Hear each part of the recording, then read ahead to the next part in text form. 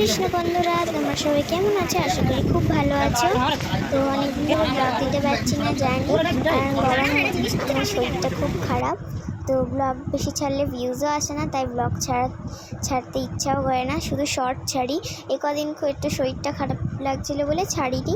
তো আজকে কতদিন পর তোমাদের সাথে একটা ব্লগ শেয়ার করতে চলেছি। আজকে আমি আর গোপীসোনা কোথায় যাচ্ছি বলো তো? মামার বাড়ি ঘুরতে যাচ্ছি ট্রেনে করে। যেহেতু আমার বাবার কাজে ছুটি হয়নি, তাই জন্য আমরা স্কুটি করে যেতে পারিনি বাবা কাজে, আর তাই জন্য আমরা ট্রেনে করে এসেছি। আর এখান থেকে অটো ধরে নিয়েছি। আমার মামার বাড়ি হচ্ছে ক্যানিংয়ে। ক্যানিং থেকে অটো ধরলে তালদায় নামিয়ে দিলে তার সামনেই আমাদের মামার বাড়ি। আকাশটা দেখো আর কী সুন্দর, আর ক্যানিং বিচটাই দেখো কী সুন্দর লাগে। এই আমার একটা দিদি আর গোপীসোনা দেখো কত খাবার কিনে আর রেখে দিয়ে যায়, বসে বসে টুকটুকু করে খাচ্ছে। আর তোমাদের একটা মেশিন দেখাই, এটা হচ্ছে ধান কাটা মেশিন। এটা কি সুন্দর, কেটে কেটে খড়গুলো বের করে দেয়। আমার তো খুব ভালো লাগে। তো মামার বাড়ি পৌঁছে যাওয়ার পরে আমি স্নান করতে লেগে গেছি, যেহেতু প্রচণ্ড গরম।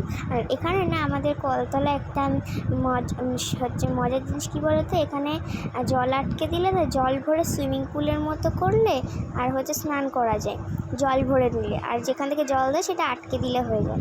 এখানে দেখো আমার দিদি আমার ভালো মা মিলে বসে বসে আম মাখা করে খাচ্ছে, আর আমার মাও আছে আর মামিও। তো সবাই মিলে মজা করে আম মাখা করে খাচ্ছে। যেহেতু আমাদের একটা বড় আম গাছ আছে, আর সেই আম গাছের আম এত টক বলার মতো না।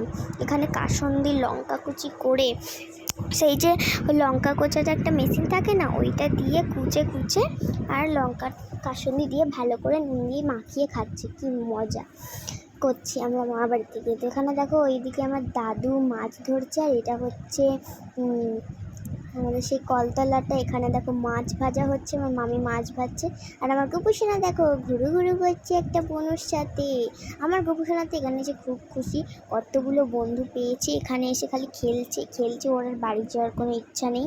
ও তো অনেকদিন থেকেছে, সেগুলোও ভিডিও ব্লগ করে তোমার সাথে শেয়ার করবো। আরেকটা কথা বন্ধুরা, আমার কিন্তু মামার ছেলের জন্মদিন বলে আমরা এসেছি।